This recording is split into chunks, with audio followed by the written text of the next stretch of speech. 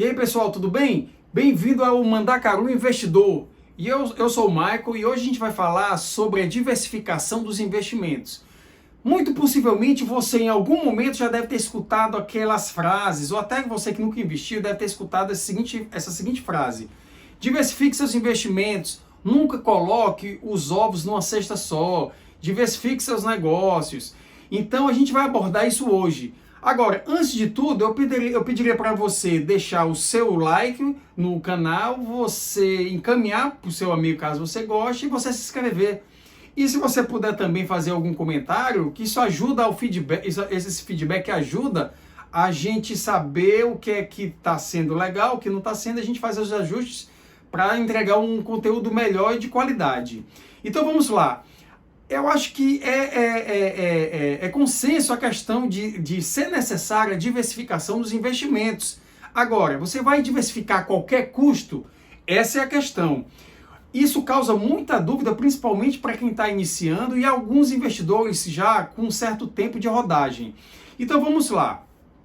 Eu vou dividir em duas partes. A primeira é, se eu tenho pouco dinheiro, faz sentido eu ter a diversificação? Então vamos lá. Essa primeira parte, ao meu ver, não é muito interessante, porque vamos supor que você está começando a investir, você tem ali R$500 e você coloca R$300 no Tesouro Direto e você coloca mais 200 no CDB. Então você está começando ali o primeiro mês, o segundo mês, não há necessidade de você buscar diversificação, porque você está comprando esses ativos, esses tipos de investimentos já são bem seguros.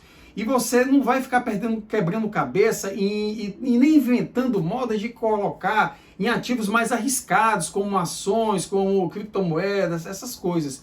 Então é interessante você começar a formar esse patrimônio com esses investimentos que são mais seguros, principalmente você que nunca investiu antes. Então, cuidado com esse detalhe. Ao meu ver, não vale a pena. Você deve fazer essa reserva de emergência e a questão desses investimentos mais conservadores.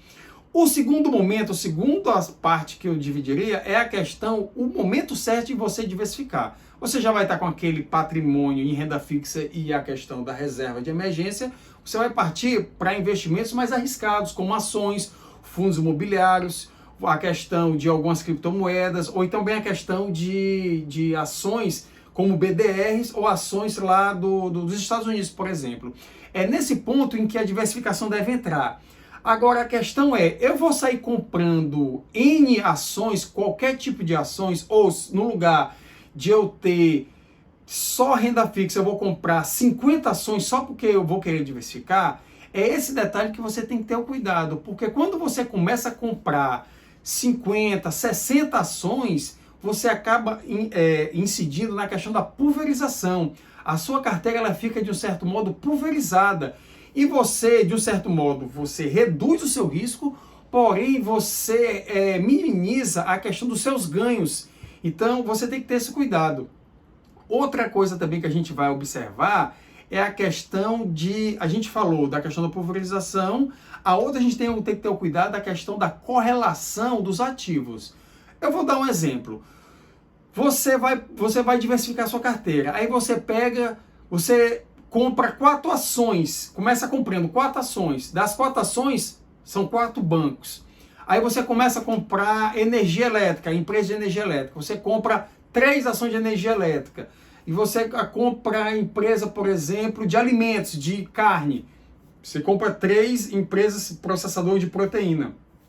Você está tendo muitos ativos, mas você está concentrando esses ativos em determinados setores. E por que você tem que ter essa descorrelação? Você não tem essa correlação dos ativos. Porque pense o seguinte, imagine que a questão da subida da taxa de juros. Geralmente a subida da taxa de juros você vai ter algum efeito em alguns setores da economia.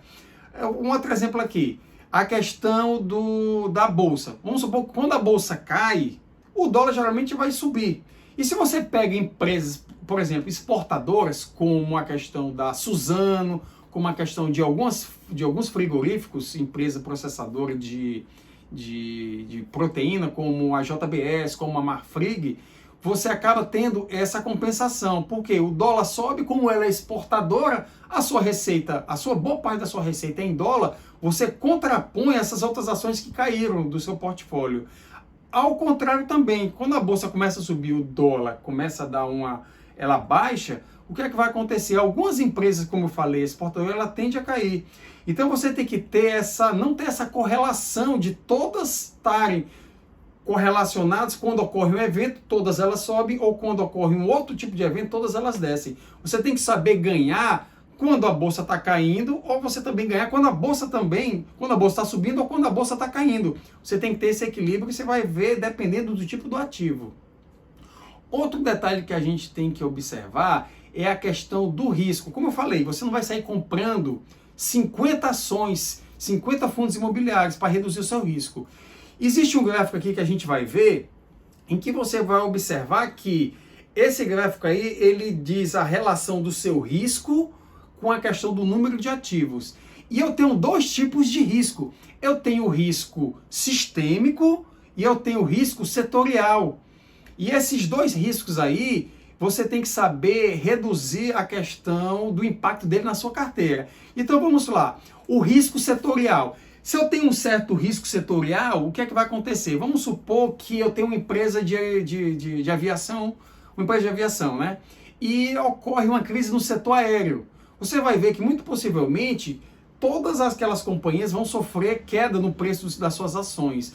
Mas empresas de energia que não tem a menor relação, não vai sofrer nada. Empresa que transporta carne, por exemplo, que fabrica carne, não vai sofrer. Então você tem que, quando você faz essa diversificação, você está reduzindo a questão do risco setorial. Você coloca, por exemplo, uma parte do seu portfólio em banco, uma parte do seu portfólio em seguro, outra parte do portfólio em energia elétrica, outra parte do seu portfólio em mineradora, em petróleo. Então você está dividindo em setores em que muitas vezes ela não tem a menor correlação. Às vezes você, como eu falei, você tem uma crise aqui que não afeta a outra. Porém, existe o risco sistêmico. Esse risco sistêmico é, por exemplo, como aconteceu agora em 2020, né? Aquela doença que geralmente não pode falar porque acaba tendo a censura. Então, ocorre que foi um evento inesperado. Outro exemplo, por exemplo, a questão a queda das torres gêmeas, ou a crise do subprime. Você vai observar que todas as ações, independente do setor, vão cair muito. Isso é o risco sistêmico, ou seja, todo o sistema é afetado. Isso é um tipo de risco que não tem como você prever, como você se proteger. Então você tem que ter essa redução do risco setorial. Então essa é a importância. Você vai ver aqui, como eu falei, no gráfico, a questão, você vai chegar a um ponto em que o número de ações já não vai fazer tanto efeito no seu risco. Porque a crise sistêmica, um ganso negro, um cisne negro que apareça, você não vai ter esse controle. E acaba que todas as ações vão cair. Então é importante você ter essa atenção da diversificação, porém não sair comprando qualquer coisa. Então é essa a nossa explicação de hoje. Se você gostou, mais uma vez, deixa o like, encaminha para um amigo e qualquer coisa deixa o feedback. Obrigado e até a próxima.